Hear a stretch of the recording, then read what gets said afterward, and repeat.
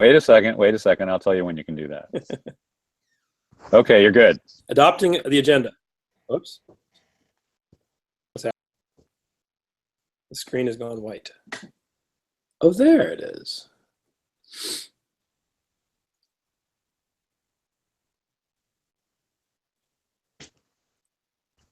Are you speaking, Bruce? Because we can't hear you.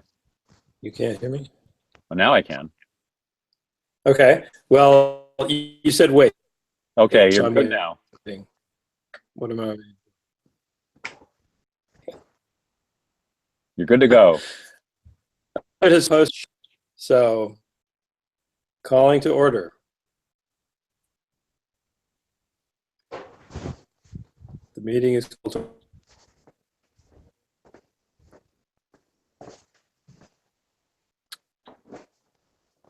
Is anyone else having trouble hearing Bruce? It's like your voice is like fading in and out. It's a little bit. Okay. I don't know what I do about that. Well, I'm just on the computer. I don't have an extra microphone. Okay, well, it sounds good now, so go with it. I'm not sure what it's doing. Tell me if I'm cutting in and out too much. Will do. Let's adopt the agenda, shall we? Looks good to me. Of course, I wrote it. Oh, I think it looks good too. I guess we can always add something in new business if I've left something out. Absolutely. All right. Does anybody happen to have a copy of the November minutes? I actually don't think there are any, but I could be wrong. Olen, are there November minutes? There are not November minutes. I was driving at the time. Yeah. All right. Okay. Well, then there's not much to approve. Let's move on to reports. Chair's report. Well, there's no chair. Maybe the vice chair could give a report? Okay. Well, actually, yeah, I don't have much to report, except I talking about the strategic plan. So I guess that's later on the agenda. Yeah, sounds good. All right, treasurer's report. I circulated a treasurer's report. Looks like we're going to end up with somewhere in the vicinity of $400 to $500 when all's said and done. After our last $80 or $90 expense comes out this month for the Facebook ads. As of now, based on the number of people in our nation, our rent to Nation Builder is likely to stay the same at $49 a month. So that shouldn't change. I think we have to get up to 15,000 before we would get into the next level, and we're at like 8,000 now, so we're pretty safe there. Or if we get a whole bunch of email addresses, that could push us over. I think we have to get up to 5,000 email addresses, and we have only about 1,500 there. So we'd have to be really successful getting email addresses to challenge that limit. So so our finances are in pretty reasonable shape as we are taking in more than $49 a month in recurring income. Although, I definitely think it would be wise to make that a priority to increase that beyond just the cadre of officers in 2017. Any questions on money stuff? So you said it's actually we're doing pretty well in terms of staying sort of reasonably solid. We're in much better shape now than we were this time last year. Oh, good. I mean, we had a bunch of money last year, but it was all a loan. And this time we have a bunch of money, but it's actually ours. So that's good. Ah, okay. The loan, by the way, when I cash the last $49 check, the loan will be completely paid off. So okay, free and clear. Good. We're a good investment, I guess. Well, I didn't get any interest. Oh, okay. We're not a good investment then. No, I didn't lose money. Okay. Yeah, there you go. We were kind of like GM. You got bailed out, I guess. Yeah. All right. Let's move on to the relocation committee. David. All right. Hopefully it doesn't sound too bad here. Well, we had clouds brewing. I think everybody likes that place, and it's a great location. I don't think it's going to do very well just because of the acoustics for presentations. And then tomorrow is Trophy on Maywood. And then I guess the week after that, we'll have Oak and Dagger.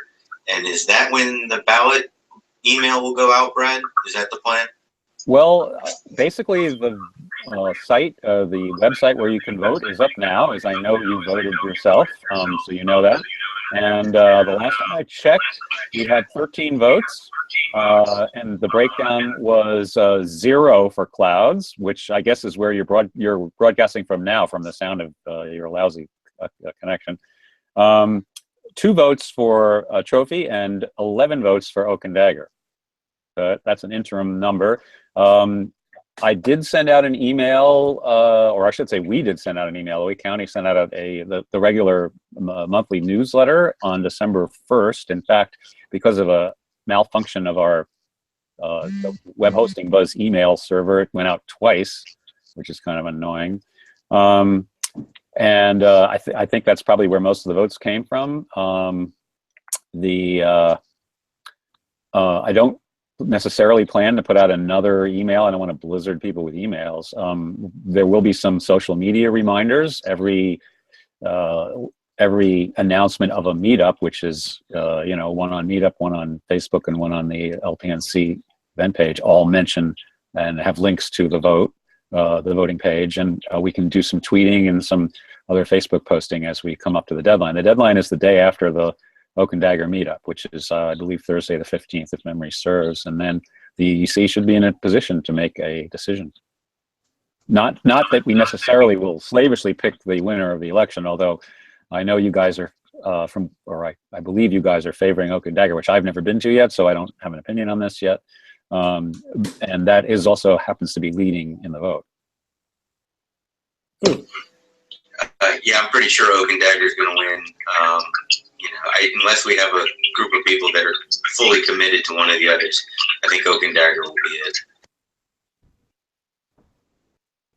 Yeah. Interesting. I was actually looking at that message, Brad. I think I did get it twice, and I couldn't remember if I'd voted, if I'd already voted. So I hope I didn't vote twice by accident. Well, theoretically, it shouldn't let you vote twice, but that would be a good test. All right. I wasn't sure, but I said, well, I'd better vote twice rather than 0 times. Well, that makes sense. I'll try to vote twice and see if I can do it. All right. That's right. You have the results, so you can make any corrections.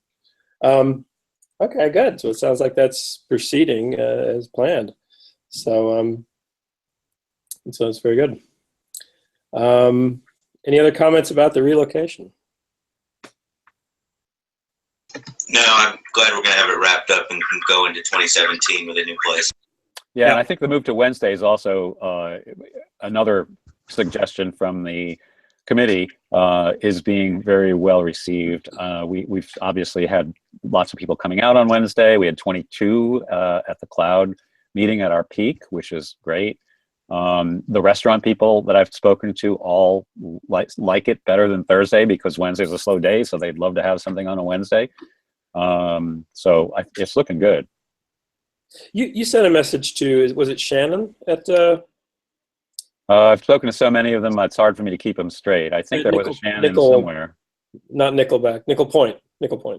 Yeah.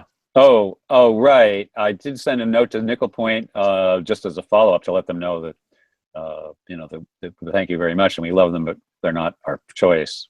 Right. And I explained why, which is because we didn't want to horn in or confuse people with the LOTR folks. Right. Yeah, I thought that was fine. No problem at all. All right. Well, yeah, I would have done that with the Linwood, but I don't have a contact there, an email contact there. I will do it with the other 3 once we figure out what the decision is. All right. Okay. All right. All righty. Anything else on relocation? Nope. Move on to strategic plan, please. All right. Strategic plan. Okay. So, so the strategic plan. Let me just give the rundown of what's happened lately. As you know, there's a strategic plan for LPNC that was drafted a couple of years ago by a committee, including numerous state officials, as well as Ken. I guess Ken was kind of the drafter of the entire thing. I think he was the chair of the strategic committee. So I've been interested in writing something similar for Wake County for a while. And, you know, we had talked about, you know, how to go about, you know, creating a strategic plan for Wake County. And Olen, you had put together a bunch of stuff, and we'd both put together a bunch of stuff. But the LPNC strategic plan, when I became aware of it, it's like, oh, that's also an interesting document, an interesting thing to have in our back pockets as we, you know, sort of try to organize ourselves. But what happened was, I guess, Brad, maybe you can describe this a little better, but there was an executive committee meeting of the state party, and they discussed the need to have an update of the LPNC strategic plan. And because there wasn't somebody immediately volunteering to lead that effort, Brad, you approached me about working on that. And I thought that would be a good way to, you know, attack, you know, two birds with one stone, so to speak, looking at updating the LPNC strategic plan, as well as creating potentially not just a Wake County, you know, plan, but actually a template that could be used for any county organization, you know, that was interested in having that, and then using that as something that, you know, obviously we would adapt to Wake County's needs and so on. But then, you know, make that available throughout North Carolina as well for any county organization that wanted to have something as a starting point. So I thought that was a really good, you know, a combination of efforts. So I did, you know, volunteer to do that. And I believe, according to Brian, anyway, when we were talking at Clouds the other day, that I should just, you know, proceed. And I think, you know. When you say Brian, you mean Brian Irving. Irving, yes. The chair of the LPNC. Yes. He said that I should go ahead and you know, sort of get started on that. You know, just sort of lay out, you know, what the plans would be, and he's going to discuss it with the LPNC executive committee, I guess, and, you know, get the final blessing that should go forward. And basically, what it is envisioned as an update, I guess. The original plan was written in 2014, so this would be an update.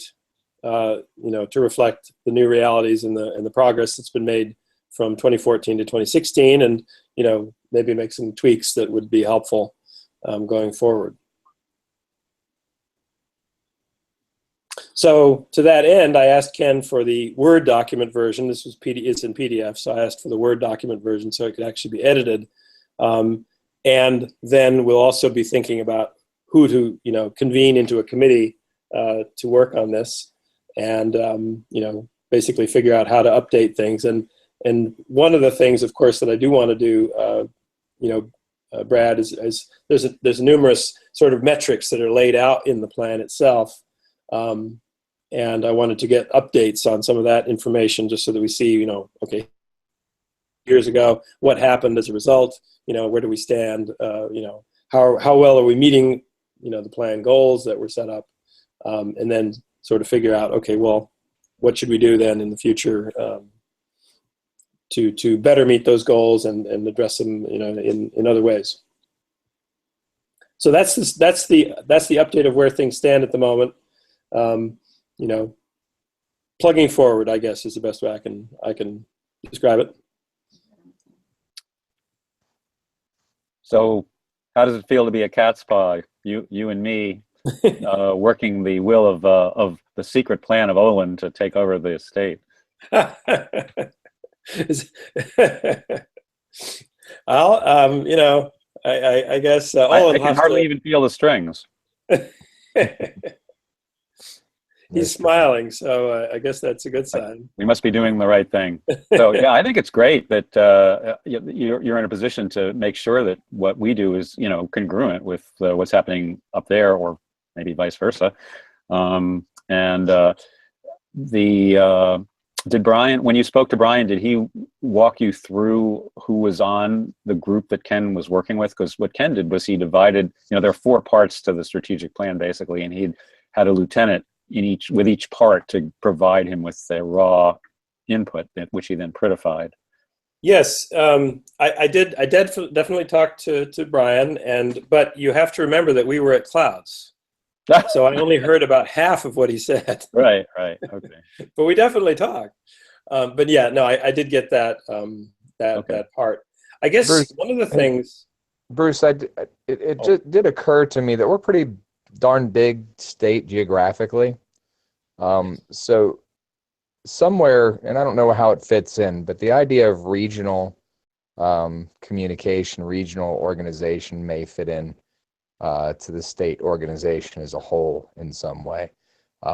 Just for the sake of getting together, focusing ideas, focusing activities and actions. I know the state is in control of how they do it, but as we grow, we probably should conceive of ourselves regionally and then work together at the state level in some way. So. Well, the other thing is, what's the relationship between state and national as well? And I'm not proposing anything. I'm just sort of thinking about, the sort of different organizations. In some sense, state has its own things to do. But you're right. State should be reaching out to every corner, of North Carolina. And that should be something, it would seem, that would make sense, that they would be reaching out and sort of promoting, sort of this connection between all the way from, national all the way down to county, as a kind of multiplier, basically, and saying, okay, here's what the libertarian, quote, quote, libertarians want to do. Let's multiply that out and make sure that it reaches into every corner of the state, so to speak. Right. And to me, that would be an important thing that only the state apparatus could really do. Just as a comment, historical comment, that subject was discussed with the original crew, and basically the conclusion of that group was that the plan should be written in such a way that it's neutral on that topic, and it doesn't, demand that happen, but it doesn't stand in the way of that happening either, and that would really be a matter of the people that were making the management decisions to decide how best to do it. And I will say that the state has actually created 3 regions for purposes of organizing the county affiliates. As far as I know, it hasn't been used, that organization hasn't been used for anything else. But there is an eastern region, a western region, and a central region and a person responsible for each of those regions with respect to helping out the affiliates. So, I think that that's a way to go. I mean, you could also enshrine something in the plan. Of course, if you get real specific in the plan, it tends to then be in danger of being, maybe getting in the way or getting out of date. So that was we made the decision at that time that it was best left up to the people who were managing it to make those kinds of tactical decisions. Right. Well, and I think, we talked about that too. What's the difference between the strategic plan and your sort of more tactical implementation plan? And maybe the implementation belongs, or much of the implementation for many things is going to belong at the county level. That's also a possibility. And also, I think the more focused and the more concrete things are, the easier it is to sort of translate them into a very, county level or local level. So I was thinking almost in terms of, as I said, a strategic plan at the state level, would focus on arguably focus on different things than the strategic plan or the tactical plan at the county level, whatever you call it. Oh, that's an interesting idea. So you're thinking maybe the tactical plans are the county plans and the strategic plan is the state plan? That would be one way to do it. That's very interesting. And again, focusing, because when you multiply, when you sort of broadcast this out, right? You want to be able to say, okay, here's what our philosophy is. Here's what we're trying to do. Here's the goals. The strategic plan isn't going to change, month to month or even maybe year to year. But the tactical plan, that's very time driven and event driven, and what's happening next week kind of driven, and who do we have now, available driven. So there's all kinds of things that you want to, potentially be modifying at the tactical and implementation level.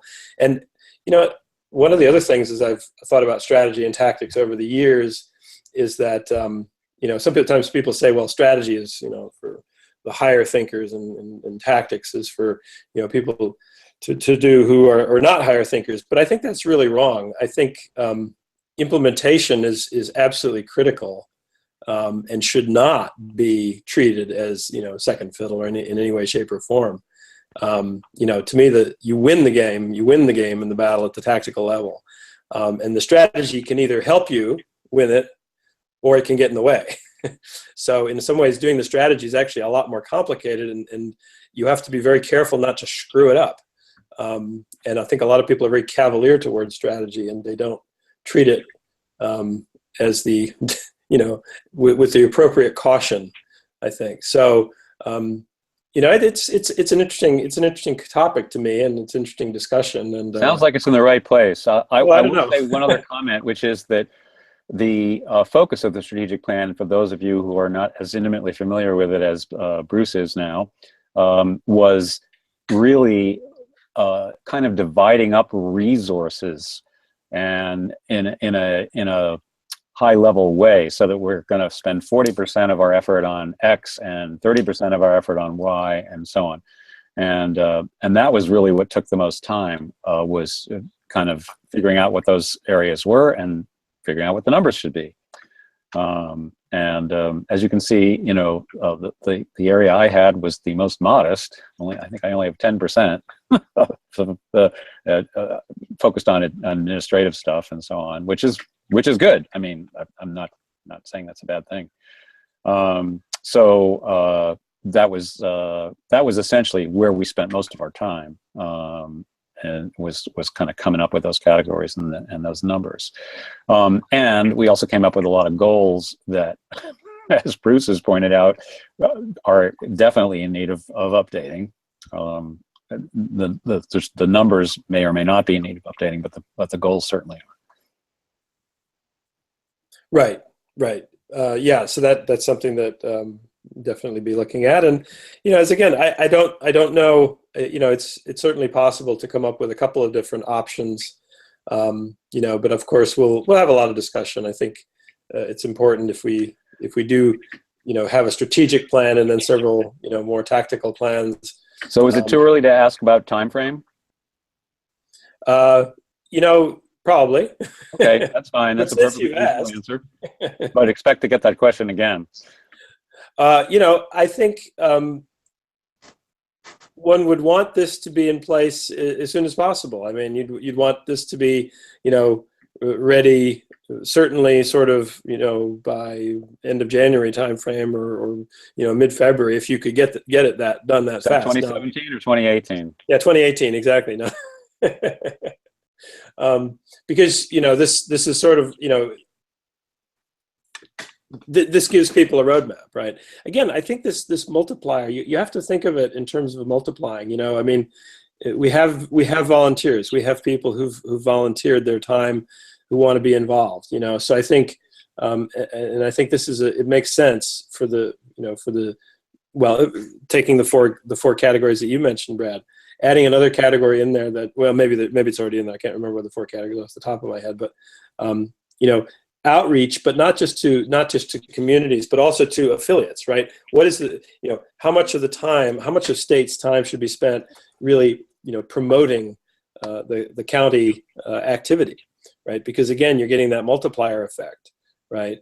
For everything that you do, if you can multiply that out over 100 counties, you know, that's a huge leverage, right? So if I go out and fundraise, okay, I might get a few people to contribute, but if I teach 100 people to go fundraise, that suddenly has a lot more potential. So, you know, that's the kind of thing, and I don't say myself, I mean somebody at the state level sort of, you know, treating it as, okay, this is, you know, I'm trying to get a fundraising organization going out to every corner, so to speak, and then you know, issuing or giving some sort of, you know, roadmap or guidelines or sort of cheat sheet for people who are in the county, saying, okay, well, what should I do? What should I actually do to fundraise? Well, okay, do this, this, and this, and this, and this. Then you can get very specific at that level. If that makes sense. I mean, I'm just brainstorming on this thing. I'm just trying to come up with some ideas. Like I said, it sounds like it's in good hands. Well, I'm going to work on it, and I'm definitely going to work on it, through the holidays, and hopefully have something. I don't want to be too ambitious. I don't want to overpromise and underdeliver. So I'm thinking sort of end of January is probably more is probably reasonable for my time frame, but I think I can do quite a bit between now and then. So I want to get others involved, though. Obviously, Olen and Dave and you. Bruce, are you talking a final draft end of January? Or you, when do you think you can first present to the committee as far as 75% of the details? Oh, well, I would say, yeah, I'm kind of thinking more like first good draft in First that time. good draft, okay. I'm not thinking of having a final draft by that. And I'm not looking to nail anybody down, far be it from me. But yeah, that helps me understand what's in your mind. So, yeah, I mean, I still have to figure out what, I think Ken will be involved. You'll be involved. Others who want to be involved. I always take a big tent approach. I don't tend to, anybody who really wants to be involved. I don't have any, worries about that. It's going to end up being one or a few people wordsmithing it anyway, because that's the way it always happens. So. I've resigned myself to being the wordsmith, so I'm fine with that.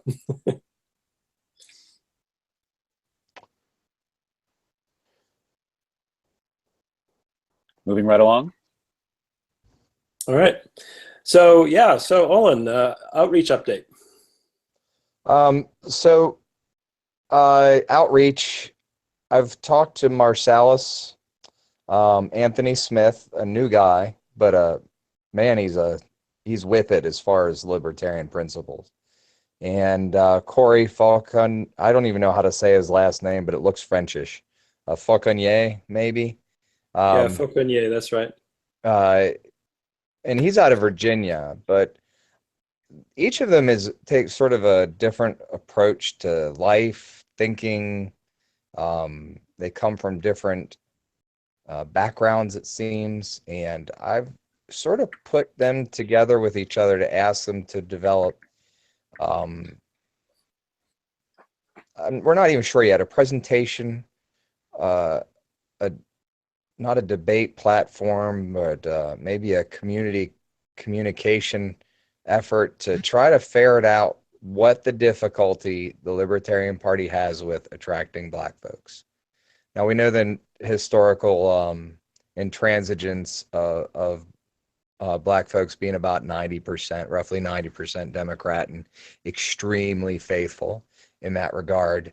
But we certainly can't just sort of be satisfied with that, simply because we do believe that these ideas we have are wonderful for the entirety of all humanity. And I think we just need to be better at messaging in some ways, and finding ways to get out. So my hope is between these three, if we were to have some sort of community thing at Chavis Park, if we were just presenting to the Libertarians in Wake County, maybe if we had a presentation at the state convention, the whole state could benefit at least from the crux of their discussions, but perhaps even grow that into something like outright libertarians, something like Liberty on the Rocks, something like that that's reaching out to the African American communities. So that's one thing I've just because I like all three of those guys tremendously, it just seems like a real natural thing, and that's something that I've been working on just for fun. Okay. Yeah, I met Corey at the state convention. And he was he actually had that he worked did some work for what was his name, Carl Loser. Yeah, Loser. It's pronounced Loser, but it's spelled loser. Yeah, Loser, right. He actually in the video he said loser, which was yeah, kind of funny. right. Yeah, entertaining guy. Yeah, a lot to say.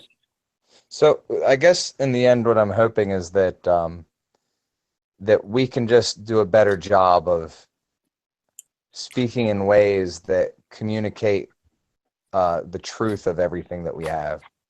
I think there's a cultural bridge we're missing or something. I don't know what it is. But those three guys are at least moving and in most cases very firmly in the libertarian camp. I want to get their experience and what moved them and what words they think could move people. So What's their opinion of Larry? actually, I haven't discussed that yet. You know, we've been talking about some videos that we've watched collectively, and you know, Anthony was questioning me, how does that respond to you as Mr. White Guy? So it's pretty informal right now, but I think it's smart. We have to move outside of the old white guy paradigm. So, you know. Yeah.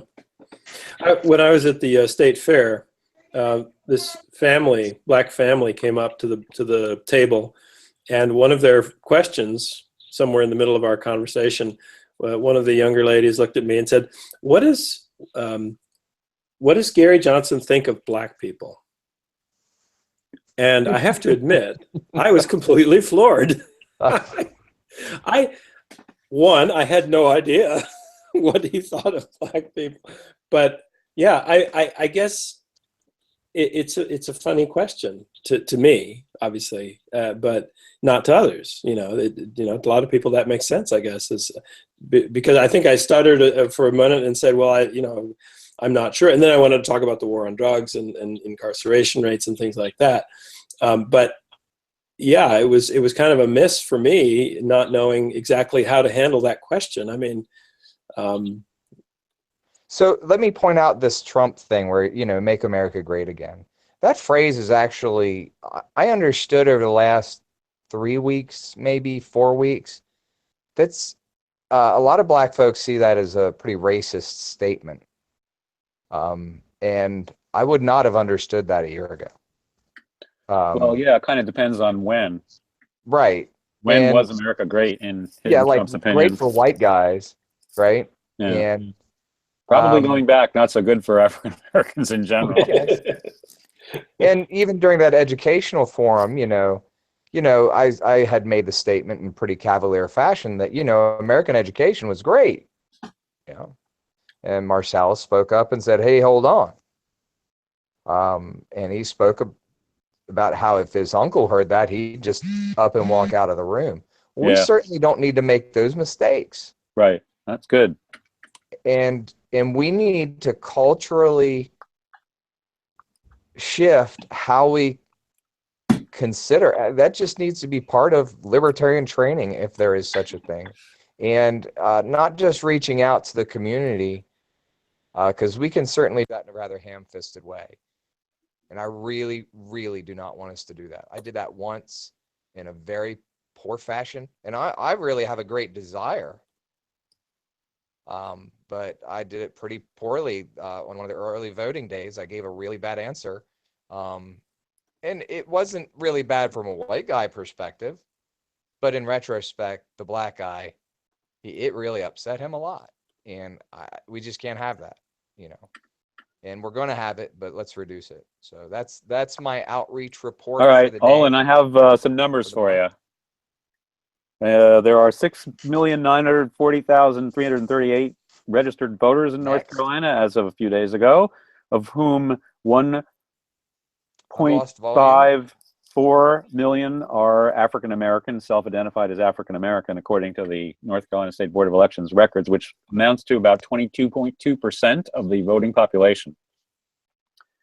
In our database, we have 33,981 registered libertarians, registered libertarians that we know to be libertarians, of whom 2,770 identify as African Americans, which comes to 8.1%. So that's what something like 35% of the overall population rate. So it's clearly a population area that's lagging. Although The numbers I've seen for the Republicans are more like 1%, so we're way ahead of them.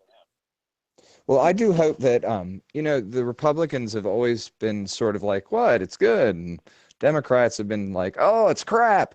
And everybody's sort of happy in those camps. And I think a great power could be had if we become the new abolitionists, even though maybe could be considered the old abolitionists. But the party of actual American racial healing, which would be, I mean, wouldn't it be phenomenal, you know, any sort of influence? So, yeah, among other things. Yeah. So, I had one black friend of mine who I reconnected with from high school, and he was asking me a little bit about what is the Libertarian, you know, party all about, and I think he mentioned something about, you know, well, race or black people, or where do black people stand, and I this is probably cheeky, but I said, well, I think black people are the original libertarians. You know, that's something that they care about very, very deeply. So, you know, it ought to be something that resonates. And he thought about that for a minute. He was like, huh, interesting point of view. So I think we could make progress. Couple quick notes. So you're talking about a party where Gary Johnson was booed for saying he supported the Civil Rights Act of 1964. The only issue I see making good progress is education. Well, education, and as Bruce marijuana. mentioned, the judicial reform probably also, Yeah. right? Because there's a pretty strong. If you focus too hard on those, though, you make it seem like everybody's a criminal. That's a very fine line. I caution people, when you always start with criminal justice reform, then you also send a message, oh, well, you're black, so we should obviously talk about, you know, criminal justice reform. Well, I think if your point is that those people are not criminals and shouldn't be in jail, it's a pretty strong, positive argument. But I guess we need to hear Marcellus et al.'s opinion on that. And that's the point. And I think the outreach needs to be, what vocabulary do we use? And how do we not piss people off? So, I mean, I'm just trying to understand. So, like in Wake County, is that the demographic that we think will really let us get the most votes the quickest? It's certainly stilted in the Democrat direction in Wake County, but I think each district candidate has to respond to the profile of their district. If we talk about the larger races where it's statewide, that's certainly a different discussion altogether. How do you fully embrace all sectors in a policy statement? So. Well, I think that the approach is that you get a menu of things, and then the candidates pick from that menu. Right. Depending on, you know, their population they're appealing to. But just being conversant is the thing. We need candidates to be able to drop into a situation, and whomever is there to be able to talk and not tick off a whole sector. So I have a mundane outreach question, that is, which is the schedule of special events looking into 2017. Now, actually, it's kind of a loaded question in a way, because our tenure theoretically only runs through the next meeting unless we decide to run and get reelected again to our various offices. But it seems like it would make sense to me that the secretary might coordinate that activity. Not that you would, the person that's in that position would necessarily have to be responsible for lining up all those things. But, you know, if somebody comes to you with an idea, you would be the person that would kind of schedule approximately when it would be or whatever, or make suggestions as to what the orientation should be to keep it consistent with, you know, our general overarching philosophy or whatever. Does that make sense? Certainly.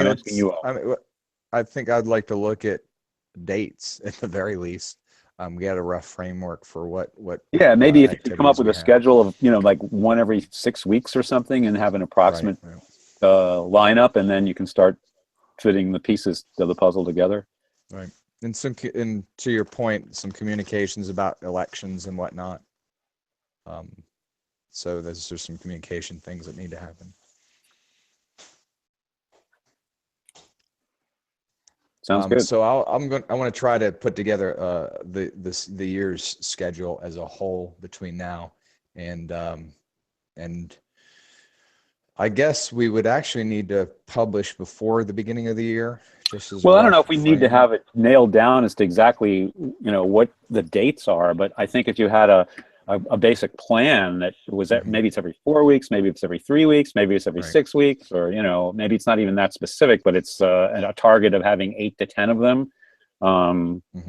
That way you're not necessarily locking in the next person to be secretary if it isn't you or yourself. I may not be realistic to be planning, what we're going to be doing next September exactly specifically, but we may know we want to do something in next September. That I think that would be, if you could do that much, if you could put a whole schedule for the whole year, that would be great. But I think that may be, ambitious. Brad, you're talking about the schedule for the Wake County EC? Yeah, for special events, for WakeLP special events, special meetups. Oh, special meetups. Got it. Special meetups, regular meetups. It would be nice just to have a framework for people to look at going forward. Right. Yeah, yearly calendar. Yeah, that would be a good idea. Yeah. Even if we may now change we it have later had in the year. we do have a meetup calendar, which I can tell you from personal experience, having dealt with it, gets changed a lot during the course of the year because it really isn't that feasible to plan a whole year in advance. It just doesn't work. I mean, you can plan that you're going to have a meetup on that day, but as to exactly which ones are the special ones and who's responsible for them, that those tend to shift around. So those are the ones that we get those emails about. So there's I've sent, I don't know if we've ever posted it on the meetup on the Google Drive, which we probably should, but there is an email that I've been sending around, but I mean, they could be done, but probably should be done by the secretary. We've never had a secretary interested in doing it, so it's just kind of fallen to me. But I'd be happy to surrender that task that tracks what the date is, the venue, and the officer who's responsible for that. For being the host for that meetup, and then when we have special events, that gets added to that calendar. Okay.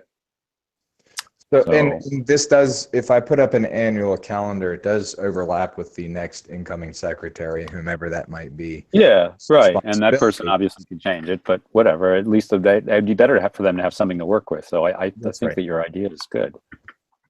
Okay. Since I don't have a job, I'll try to do something.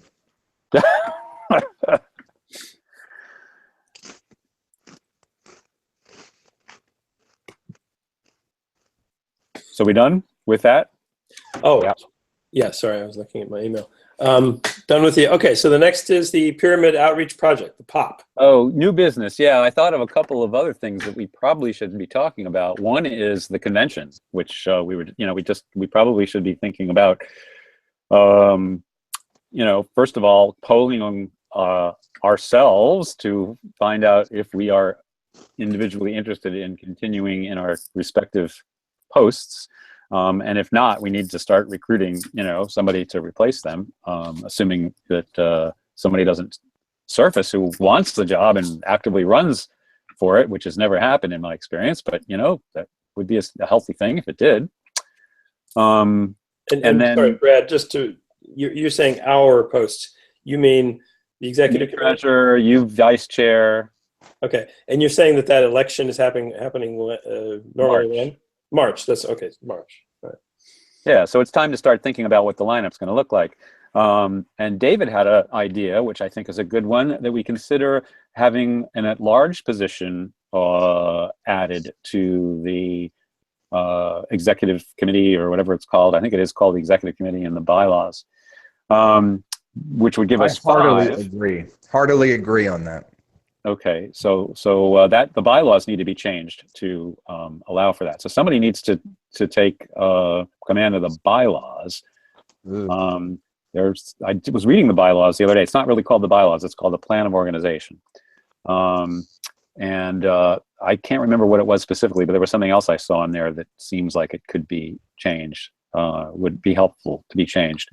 Also, speaking about the March meeting, and this is another David idea, and maybe David would be willing to help out with this, but the platform of the WakeLP, I believe, dates from 2008, or is it 1908, David? It's pretty old. 1908, geez. It's pretty old. So possibly an update of that document, which is something else that should be considered by the convention, would be in order. Any thoughts, David? Yes, I think we should remove the information there about fluoridated water and try to focus on more relevant and topical issues that might appeal to anybody. You're saying that you don't value our precious bodily fluids, David? Is that Yes, actually, that's exactly what I'm saying. I would like to have 5 or 6 things there that make any sense to anybody. David is obviously been watching Dr. Strangelove too closely, paying too much attention to Dr. Strangelove. All right. Well, David, the question is, you know, it would be great if we could find somebody who would be interested in taking the bull by the horns and heading up a committee, which could only be one person possibly, or maybe there'd be more people who'd be interested in helping to update our platform. Would that be something that might be of interest to you? Yeah, sure. I'll start on that. Hopefully I don't end up in any big arm wrestling competitions with somebody over an issue or two, but we should be able to get a platform together that just, you know, takes some of the key things that are at least relevant in the last year and looking forward will be relevant over the next couple of years and get them in there. Cool. I would be happy to help with that. When is the you're talking about the Wake? Yeah, it's our convention. We don't care about the state. The state That's only in March, you said? Ours is in March. It's on the calendar, on the email calendar, which I can't remember the date off the top of my head, but I think it might be the first Wednesday in March. The email calendar. I have to figure out how to actually be able to see that calendar. Well, it's probably is on the Wake LP calendar on Google Drive also. I'm not sure if it is or it isn't, but it's certainly there's an email, like I think we're on the 5th version of it. I'll send you another copy. How about that? You could do that. Yeah. And it goes through that meeting, and then after that meeting, who knows? Because the next group may decide not to do weekly meetings for all we know. If someone comes in and you know, takes over away from us, takes the power away from us, it won't be our decision. So anyway, so if David handles the platform, who would be interested in doing the bylaws? Well, I have free time. Okay, I would be willing to help you with that also. I have some suggestions for the bylaws. I mean, they're pretty minor stuff, but there's some stuff in there that seems pretty outlandish to me. And I should stop calling them bylaws because they're not bylaws, they're a plan of organization. So in our plan of organization, is that in the Google Drive? That is actually on our website. Okay.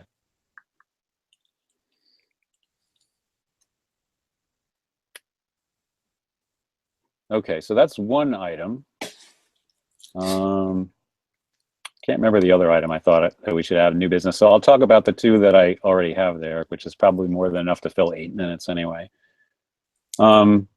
The pyramid outreach project basically is something that's been kicking around for 3 or 4 years now. We did actually start on it maybe 2.5 years ago. What it involves is finding people in as many precincts in Wake County as we can who are willing to reach out to their fellow precinct registered libertarians and talk to them and knock on their doors, call them up if we have a phone number, which we usually don't. Get contact information, better contact information for them, namely phone number, text, textable number, email, whatever. And see if they might be interested in becoming active, which most of them won't, but if they're not active, hopefully at least they'll be willing to get on our mail list and you know, kind of be informed about what's happening. And so 2.5 years ago when we tried to do this, I had, I think, 3 people who were willing to walk their precincts. And I think now, if I try to do it, it would be more like 20 people at least, and maybe more. So, so it's a high priority for me to organize this. And I'm hoping that each one of you would be among those 20 or so people for your own precincts, at least, and maybe more than one. I personally am planning. Well, I'm going to hire David to divide the work up with, which is great. But I'd like to do, my precinct and every adjacent precinct that doesn't have somebody else volunteering already. Some of the precincts are pretty easy. I mean, David's and mine, I think we have like 8 or 9, or maybe it's 10 registered libertarians. Plus we have a sprinkling of people who are not registered libertarians, but have expressed an interest, and those people also should be visited, of course, if we don't have better contact information for them. Although typically most of those people are people that have come in over the transom, and usually we do have some pretty good information for them. And those tend to be unaffiliated, so there are a smattering of Republicans and the occasional Democrat among those folks. However, some of the precincts are much more heavily populated and larger. There are precincts where we have as many as 30 registered libertarians, supposedly. These data, of course, are from the State Board of Elections, and they are not 100% accurate. I think when I did my precinct back in 2013 or 2014, there were 3 or 4 people that were not at the address that the state thought they were at. Now, part of that was my fault because I didn't realize that I could go to the state records and double check and see if they've made any updates. When I went back and found those problems, one of those 3 people, the state had already realized wasn't there. The other 2 they hadn't, though. So, so there's definitely some of both in there. There's bad data in the database, and some of it's our fault, and probably most of it's the state's fault. Were any of those people dead? Because we could vote them libertarian the next election. Yeah, that's a good point. It's hard to tell when they're not there whether they're alive or just moved to another state or another precinct. If you go to the database, and the database will tell you they moved to Buncombe County, then you can answer that question. But if they've died, that's not going to be in the database. Sure. I have a newly dead grandma. We could use her. There you go. She in North Carolina? Yeah, she voted for me. Okay. Yeah, I had a bunch of relatives in Illinois who were insisting they were going to vote for Hillary, and I wanted to talk them out of it, but they were all dead, so I couldn't reach them. Oops. All right. So anyway, that's that project. So for your guys' perspective, what I'm planning to do is clean up as best I can the information precinct by precinct. So 20 is a good number because more than that, it would overwhelm me. Oh, and by the way, as a side thing, I'm also recruiting for folks that can help out with Nation Builder. This is more of a state thing than it is a Wake thing, but if any of those people that I find that are interested in helping out are in Wake, of course, I'll put them to work for us as well. So we need to multiply I have not the bandwidth to do any county other than Wake and a little bit of Orange and Durham. I don't touched Mecklenburg at all, even though there's like millions of, thousands of people there that need to be, looked at. When I say looked at, I mean, we need to, the state doesn't tell us when somebody dies or moves out of the county or out of the state. So we have people in our database that the state has realized are erroneous, but hasn't told us are erroneous, so we still have them. So that's something that can be done from a computer. You don't need to go knock on a door. In fact, it should be done before people go knocking on doors and waste that time.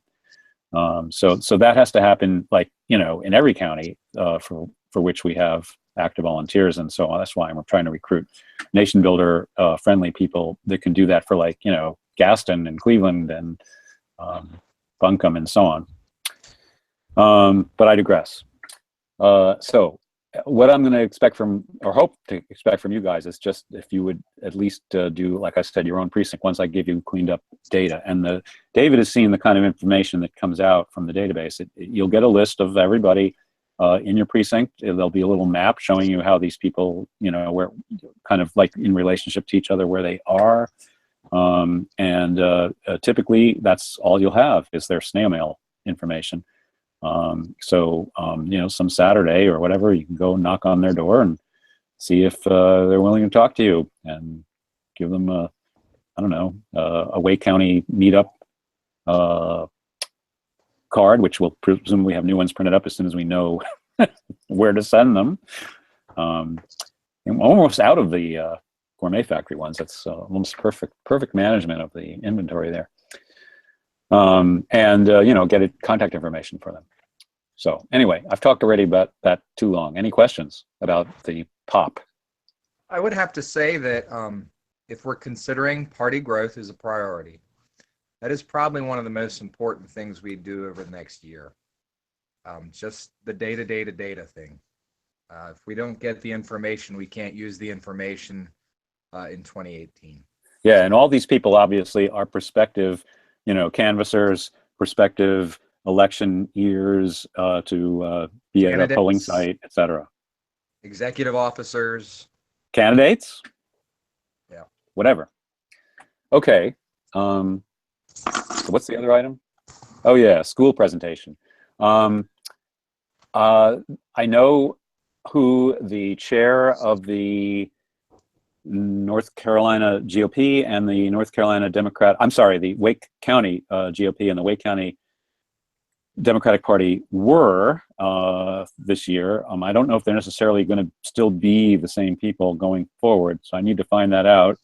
I had contact with these guys about 18 months ago in pursuit of this school presentation project thing. I let it slide when it turned out that I was going to be involved in partisan activities much more than I thought I was going to be. So I haven't talked to them since probably about a year and 2 or 3 months. My plan is to pick the pieces up again and work towards getting a 3-sided presentation together that we can deliver to any middle school or any high school or anywhere else that's interested in you know, talking about generally how the parties work in Wake County in particular and in North Carolina in general.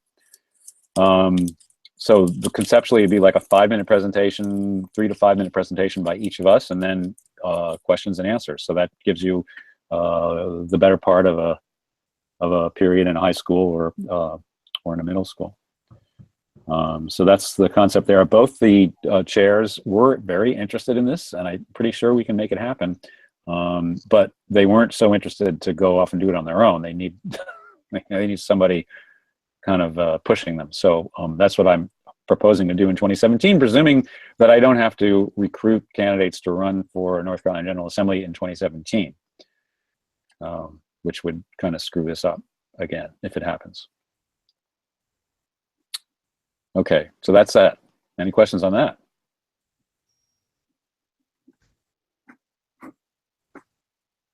Nope, no questions. I have one question though. I know that we're 1 minute over, but who is Trish Malone, and why does she want us to contact why does she want us to contact the electors of North Carolina to urge them not to vote for Donald Trump? Oh, I don't know about that, but I do have some news related to that, and maybe this is the same person, but I was talking to I was online today. I recently learned how to access Facebook from my cell phone. So now I'm really dangerous. So even though I was nowhere near a computer today, I noticed that Ray Eubinger, who is notorious in the LPNC circles, he lives in Durham, and he is a real gadfly. His main issue is something to do with write-ins that I've never completely understood, that they aren't counted properly or something. Anyway, he has been recruited, or it turns out that Brian Irving put him in touch with a lawyer who called the LPNC, who's a part of the Hamilton Electors Group, which I don't really have any idea what that is exactly. But they are proposing not necessarily to urge electors not to vote for Donald Trump or Hillary Clinton or whatever, but rather to free the electors to vote their conscience, as the 12th Amendment of the people that wrote the 12th Amendment had in mind when they put this whole system together. And in many states, I think it's like 15 or more states, including North Carolina, electors are bound to vote for the candidate that they were pledged to. And there's like, bad things happen to electors that are faithless, at least in theory. In North Carolina, there's a fine, and theoretically the vote doesn't count. I'm not quite sure constitutionally how that can possibly be. I don't know what that means, that if somebody's faithless, North Carolina will only report 14 votes instead of 15. I don't know. When I say I don't know, I actually asked these questions when I was recruiting electors for the LPNC earlier this year. I recruited 45 people to serve as electors, alternates, and second alternates. So I did ask this question of the legal guys at the North Carolina State Board of Elections, and they said basically, I don't know, it's never happened. We don't have any idea how that would work. Anyway, this group are recruiting electors in North Carolina, specifically Republican electors, and apparently David Spite, who is who's an activist in the LPNC going back a ways, somehow managed to get himself on the list of electors. I'm told, I haven't actually seen this documented, but somebody told me, Ray told me that this is the case. So he's a prime target. This group is raising money to defend or go to court. They're actually talking about doing a court case in North Carolina to force the Secretary of State not to enforce the law. I mean, this is impossible that it would happen between now and the 19th of December, which is when they're supposed to vote. So to me, it seems like a lot of wasted energy, to be perfectly honest, but it's kind of entertaining. And I would like to know how North Carolina would deal with this. I mean, it seems like we have this stupid law on the books, but no one knows how it would work. Well, presumably they would replace the person. If the person said, I'm not going to vote for Donald Trump, they would replace him. But if they didn't know that he was going to do that beforehand, I'm not sure how they would replace him. Maybe they would look at the vote. They would look at whatever vote he cast, or however they do that, and simply replace anybody who didn't vote for Donald Trump. Yeah, North Carolina, that's the system. In other states, though, I think it's there's no mechanism for replacement. There may be a fine, but it's not clear that you replace the vote at all. So other states may actually. Oh, there you came back. I haven't heard anything you said until the last second. Oh, really? I heard all of it. Oh, okay. It's just me. Really? Never mind. Anyway, it should be interesting. I didn't mean to bring that up as an agenda item. I was just commenting about it. That I forwarded you to the message that we got from somebody named Trish Malone with an email of canoodle@yahoo.com. So I have no idea. But the message says something to the effect of, help us, our libertarian brotherhood or brothers or something like that. Oh, yeah, I did see that. Yeah, that was quite amusing. Asking our libertarian family for help. So, anyway, quite funny. Is Brad still there, or is he frozen? Brad's frozen. He's frozen. Okay. Yeah, so. Well, I think we've reached the end of our agenda. So, thanks everybody for joining. And we do have this concern if they reinstitute an election cycle for 2017. We're going to struggle to have to jump through our collective rear end to get something put together. Oh, candidates, you mean? Yeah, candidates.